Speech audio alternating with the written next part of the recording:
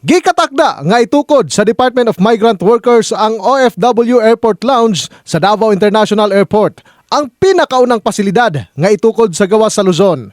Gilauman nga nasa 300,000 ka mga overseas Filipino workers nga gikan sa Mindanao ang makabenepisyo niini. Gidayig ni Minda Secretary Leo Tereso Magno among proyekto og giila kini nga usa ka mahinungdanon nga lakang padulong sa mas inklusibo nga paghatag og serbisyo ug pag-ila sa dakong kontribusyon sa mga OFW sa kalambuan sa nasod. Sumala pa ni DMW Secretary Hans Leo Kakdak tumong sa maong lounge nga mahatagan og hapsay, komportable ug dili stressful nga palibot alang sa mga OFW samtang sila nagabiyahe. Lounges for the safety, the comfort.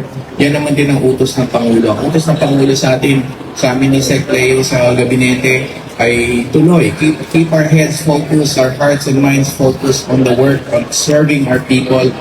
Ang pasilidad, adunay komportabling lingkuranan, libre nga pagkaon og kape, flight information announcements, ug mga government assistance desk. In the heart of changing lives, ako si Brigada Julius Pacot, alang sa 93.1 Brigada News FM Davao, the Music and News Authority.